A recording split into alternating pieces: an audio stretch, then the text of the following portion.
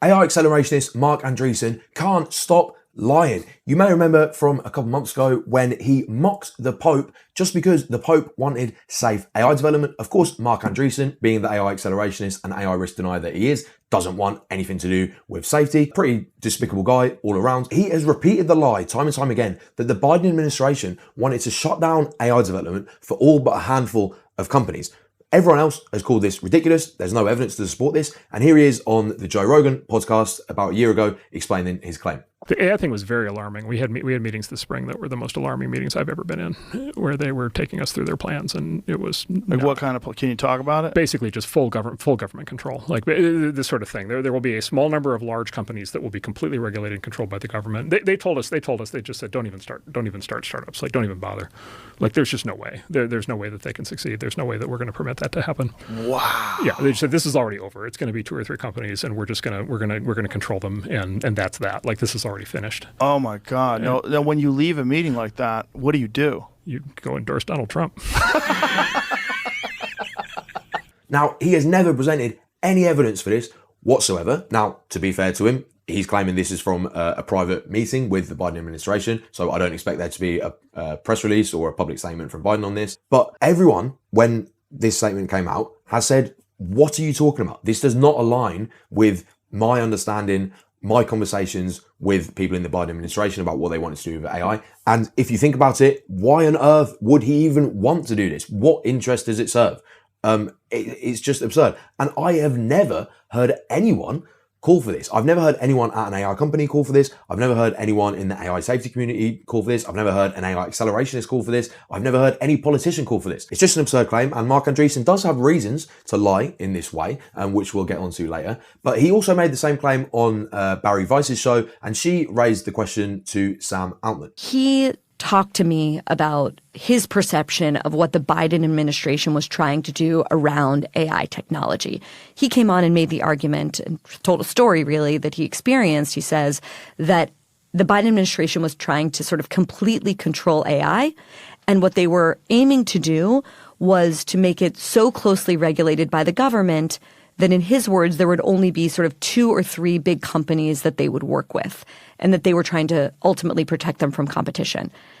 Is that true? Do you know what he's referencing? Was OpenAI one of those companies? I don't know what he's referencing. I also will say very, very clearly, I think regulation that reduces competition for AI is a very bad thing. So OpenAI was not one of those companies? No. I don't actually know what that's about, but we've certainly, as far as I know, have never had. You weren't in a room ever with the Biden administration and other AI companies? No.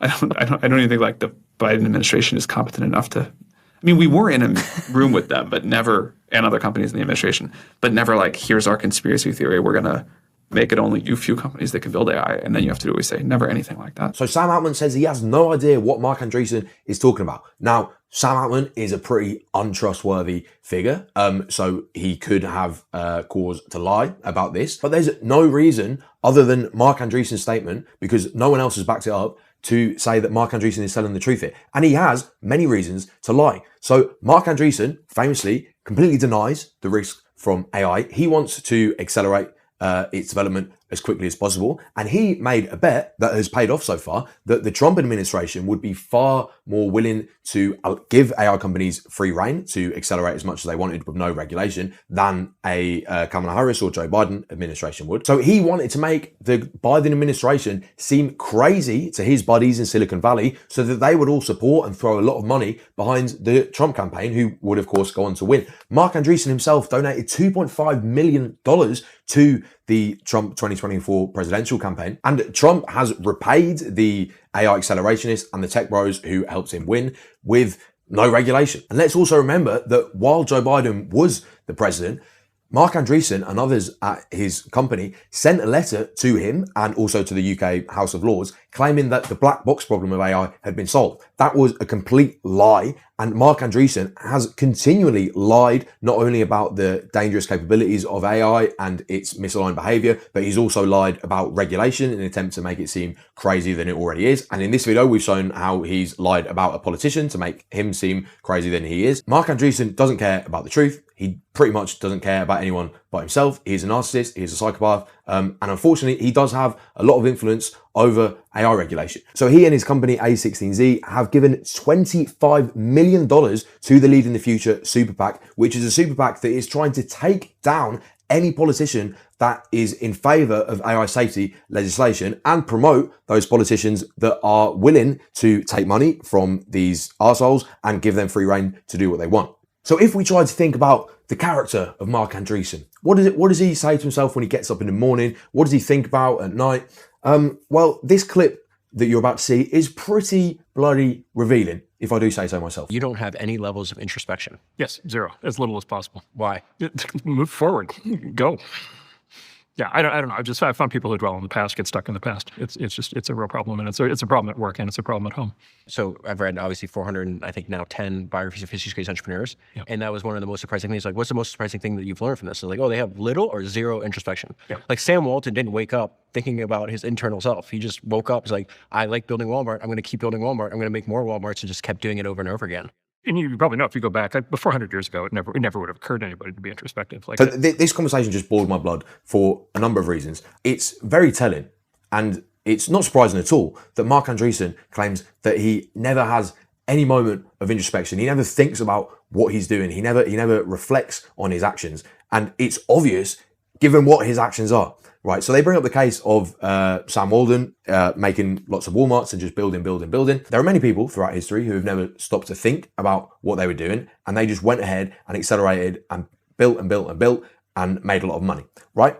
Namely, tobacco companies. Tobacco companies built lots of infrastructure to make lots and lots of cigarettes, and when they realized that the products that they were selling was killing millions of people through cancer, what do? They didn't go, oh, actually, let's reflect on our actions. Let's think about what we're doing. Do I actually want to be responsible for millions of deaths? Of course, they didn't do that introspection because they only cared about making money. So what do? They hid the evidence. They lied to politicians. They lied to the public for decades and decades and decades until the weight of their lies destroyed them and they couldn't lie anymore. This is exactly what Marc Andreessen and other AI accelerationists are doing. If you wake up with the mindset of, I'm going to build, I'm going to make cool tech products and sell them to people and make a lot of money. Now, that in and of itself is not a bad goal, but if you never do any introspection, if you never reflect on what you're doing, if you never think about what the consequences of your actions are, then you are going to favor making money in the short term over any consequences for real people. And I, and most other people on the planet, think that human life is more important than making money.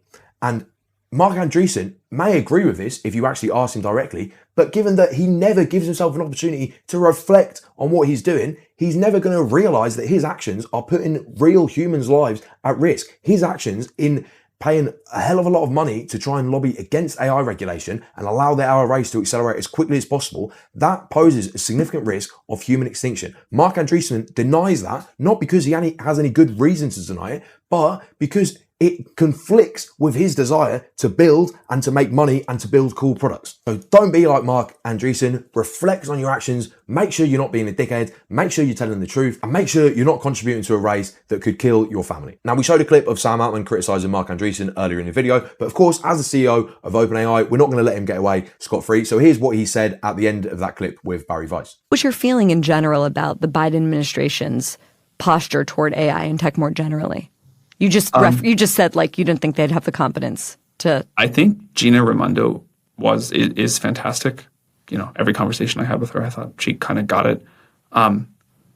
Overall, I would say the administration was not that effective. The things that I think should have been the administration's priorities, and I hope will be the next administration's priorities, are building out massive AI infrastructure in the U.S., having a supply chain in the U.S., things like that. Remember, this is the guy that said AI will probably lead to the end of the world. Remember, this is the guy that said the worst case of AI is literally lights out for all of us. This is the guy that acknowledges that the technology that he's building could kill you, could kill your family, could kill him and could kill his family. And what does he think that the US government's top priority should be when it comes to AI? Is it making sure it's safe? Is it making sure AI companies are held legally responsible for the harms that their models cause? Is it making sure that we go slowly and make sure that at every step we understand the models we're building, we know how to control them, we know how to align them with our values?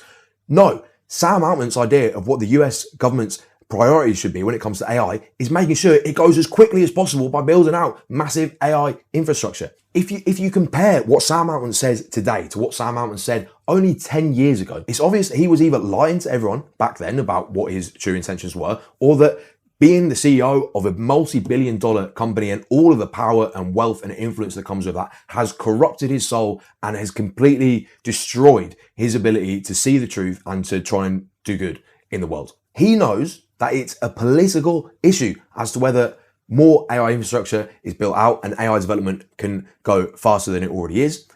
The public is yet to be fully cognizant of the fact that the reverse is also true.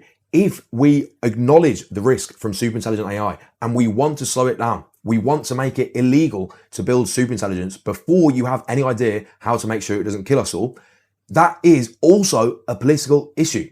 It's about time that politicians realize that. It's about time politicians realize that their lives are at risk, their children's lives are at risk if they do not stop this race.